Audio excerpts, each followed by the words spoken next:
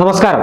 നിയമസഭാ തെരഞ്ഞെടുപ്പിന് മുന്നോടിയായി രാഷ്ട്രീയ പാർട്ടികളെല്ലാം തന്നെ പ്രചരണം ആരംഭിച്ചു കഴിഞ്ഞു. ഇടതുമുന്നണിയാണ് ആദ്യം യാത്രയുമായി കടന്നു വരുന്നത്. 3 മേഖലാ യാത്രകളാണ് ഇടതുമുന്നണി പ്ലാൻ ചെയ്തിരിക്കുന്നത്. ഒരു യാത്രയുടെ നായകൻ പാർട്ടി സംസ്ഥാന സെക്രട്ടറി CPM സംസ്ഥാന സെക്രട്ടറി MV ഗോവിന്ദനും, ഒന്ന് Kerala Congress M chairman Jose K മാണിയും, മറ്റൊന്ന് CPI സംസ്ഥാന സെക്രട്ടറി ബിനോയ് വിശ്വവുമാണ്. 3 മേഖലാ യാത്രകൾ വികസന മുന്നേറ്റ യാത്ര എന്ന് പറഞ്ഞുകൊണ്ടാണ് CPM-ഉം ഇടതുമുന്നണിയും കേരളത്തിൽ നടത്തുന്നത്. 10 വർഷമായി കേരളം ഭരിച്ചു മുടിച്ചുകൊണ്ടിരിക്കുന്ന ഇടതുപക്ഷ സർക്കാരിനെതിരായ ജനവികാരം വോട്ടാക്കി മാറ്റുക എന്ന ലക്ഷ്യത്തോടു കൂടി പ്രതിപക്ഷ നേതാവ് VD സതീശന്റെ യാത്ര ഫെബ്രുവരി മാസം 6-ാം തീയതി കന്നഡയും കൈരളിയും കൈകോർക്കുന്ന കാസർഗോഡ് നിന്ന് ആരംഭിക്കുകയാണ്. സപ്തഭാഷാ സംഗമഭൂമിയിൽ നിന്ന് 2 യാത്രകൾക്കാണ് ഈ മാസം തുടക്കം കുറിക്കുന്നത്. ഫെബ്രുവരി മാസം 1-ന് CPIM സംസ്ഥാന സെക്രട്ടറി MV ഗോവിന്ദൻ നയിക്കുന്ന യാത്രയും ഫെബ്രുവരി മാസം 6-ന് പ്രതിപക്ഷ നേതാവ് VD സതീശൻ നയിക്കുന്ന യാത്രയും സപ്തഭാഷാ സംഗമഭൂമിയായ കാസർഗോഡിന്റെ മണ്ണിൽ നിന്നും സമാരംഭം കുറിക്കുകയാണ്. എല്ലാം രാഷ്ട്രീയ വിഷയങ്ങൾ ചർച്ച ചെയ്ത് കേരളത്തിൽ അങ്ങോളം ഇങ്ങോളം പര്യടനം നടത്തുന്ന ഈ യാത്രകളുടെ ഉദ്ദേശ ലക്ഷ്യങ്ങൾ എന്താണ്? 10 വർഷമായി കേരളം ഭരിച്ചുകൊണ്ടിരിക്കുന്ന ഇടതു സർക്കാരിന്റെ വികസന നേട്ടങ്ങൾ ജനങ്ങളിലേക്ക് എത്തിക്കുക എന്നതാണ് ഈ യാത്രയുടെ ലക്ഷ്യമെന്നാണ് ഇടതുമുന്നണി നേതാക്കന്മാർ പറയുന്നത്. എന്നാൽ 10 വർഷത്തെ കേരളത്തിന്റെ വികസന മുരടിപ്പും വർഗീയതയും കേരളത്തിലെ ജനങ്ങൾക്കിടയിൽ ചർച്ചയാക്കുക എന്ന ഞങ്ങളുടെ യാത്രയുടെ ലക്ഷ്യമെന്നാണ് കോൺഗ്രസ് നേതാക്കന്മാർ പറയുന്നത്. തെരഞ്ഞെടുപ്പ് കാലങ്ങളിലെല്ലാം കേരളത്തിൽ ഇത്തരത്തിൽ യാത്രകൾ നമ്മൾ കാണാറുണ്ട്. മഞ്ചേശ്വരം മുതൽ പാറശാല വരെയുള്ള യാത്രകൾ കേരളത്തിന്റെ രാഷ്ട്രീയ ഭൂമികയിൽ ഇതാദ്യമായല്ല നടക്കുന്നത്. നിരവധിയായ കേരള പര്യടനങ്ങൾ നമ്മൾ കാണാറുണ്ട്. എന്തായാലും വിശദമായി പരിശോധിക്കാം. MV ഗോവിന്ദനും ബിനോയ് വിശ്വവും ജോസ് കെ മാണിയും ലക്ഷ്യം വെക്കുന്നത് എന്താണ്? ഭരണവിരുദ്ധ വികാരം മറയ്ക്കാനാണോ ഈ യാത്ര? ഈ യാത്രയിലൂടെ CPM ലക്ഷ്യം വെക്കുന്നത് 3ാമത്തെ ഭരണമാണോ?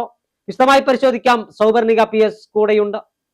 അതായത് CPIM സംസ്ഥാന സെക്രട്ടറി MV ഗോവിന്ദൻ, അതോടൊപ്പം തന്നെ Kerala Congress M chairman Jose K Mani, CPI സംസ്ഥാന സെക്രട്ടറി ബിനോയ് വിശ്വം, ഈ 3 നേതാക്കന്മാർ നയിക്കുന്ന വികസന മുന്നേറ്റ യാത്ര, ഒരു യാത്ര ഫെബ്രുവരി മാസം 1-ന് കാസർഗോഡ് നിന്ന് ആരംഭം കുറിക്കുകയാണ്.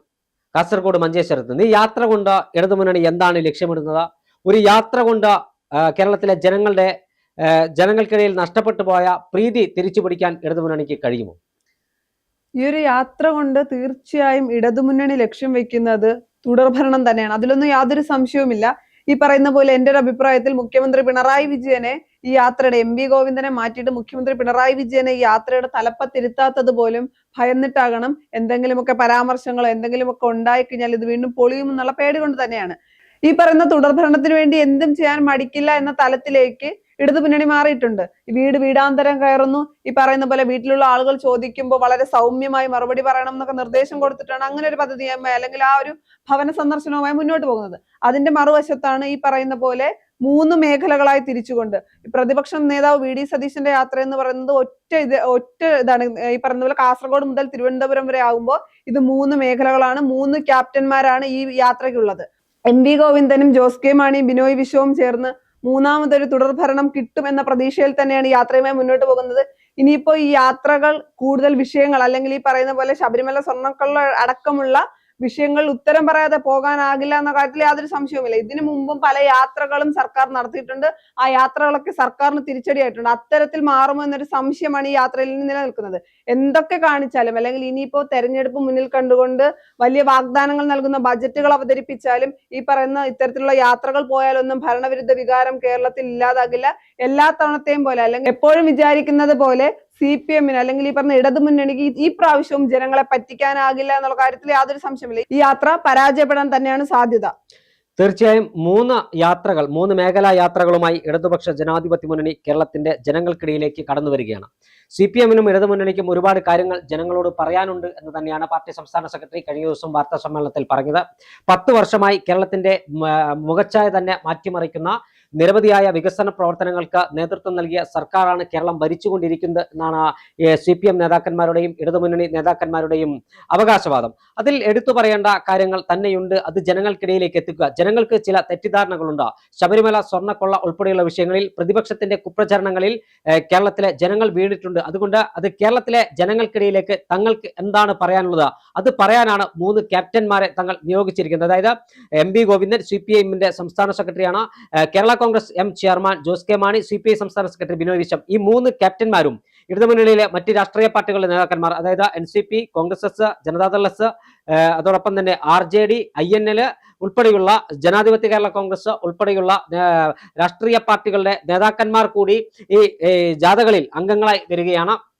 ഇവരെല്ലാം പ്രസംഗിച്ച ആളുകളെ നമുക്ക് ലഭ്യമാകുന്ന വിവരമനുസരിച്ച് സ്വീകരണ കേന്ദ്രങ്ങളിലെല്ലാം വലിയ ജനക്കൂട്ടം ഉണ്ടാകണമെന്ന കൃത്യമായ നിർദ്ദേശം CPM-ഉം CPI-യും തങ്ങളുടെ പാർട്ടി നേതൃത്വത്തിന് താഴെത്തട്ടിലേക്ക് നൽകിയിട്ടുണ്ട്. അതായത് ജാഥ ക്യാപ്റ്റൻ സംസാരിക്കുന്ന സമയത്ത് തിങ്ങി നിറയുന്ന വേദിയായിരിക്കണം ഉണ്ടാകേണ്ടത്, സദസ്സായിരിക്കണം ഉണ്ടാകേണ്ടത്, അല്ലെങ്കിൽ വേദിയിലും സദസ്സിലും നേതാക്കന്മാരുടെയും അണികളുടെയും കുത്തൊഴുക്കുണ്ടാകണമെന്ന് കൃത്യമായ നിർദ്ദേശം നൽകിയിട്ടുണ്ട് എന്നാണ് നമുക്ക് മനസ്സിലാക്കാൻ കഴിയുന്നത്. അപ്പൊ ആ ഒരു സാഹചര്യത്തിൽ തൊഴിലുറപ്പ് സ്ത്രീകളൊക്കെ തീർച്ചയായും അവിടെ എത്തേണ്ടി വരുമല്ലോ നിലവിലെ സാഹചര്യത്തിൽ. തീർച്ചയായും അത്തരത്തിൽ എല്ലാ നാനാജാതി മതസ്ഥ ആളുകളെയും യാത്ര എത്തുമ്പോൾ അവരെ എത്തിക്കണമെന്ന് കൃത്യമായ നിർദ്ദേശം ബ്രാഞ്ച് കമ്മിറ്റികൾക്ക് CPM-ഉം CPI-യും നൽകിയിട്ടുണ്ട്.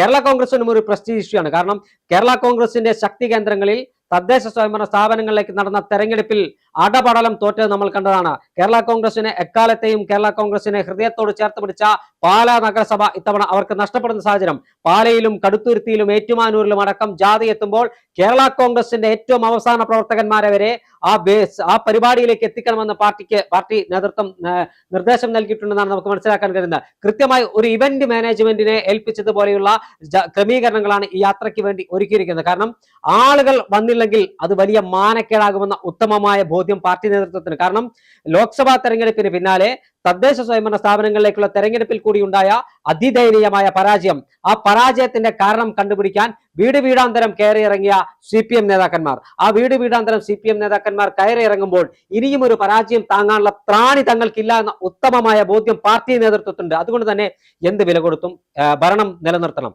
മൂന്നാമതും ഭരണം പിടിക്കാൻ, അതായത് ഭരണം നിലനിർത്തണമെങ്കിൽ കേരളത്തിലെ ജനങ്ങൾ വോട്ട് ചെയ്യണം. ആ ജനങ്ങൾ വോട്ട് ചെയ്യുന്നതിന് ആവശ്യമായ പദ്ധതികൾ ഉൾപ്പെടെ പ്രഖ്യാപിച്ച് ബജറ്റിൽ ചില തട്ടിക്കൂട്ട് പദ്ധതികൾ പ്രഖ്യാപിച്ചിട്ടുണ്ടെന്ന യാഥാർത്ഥ്യമാണ്.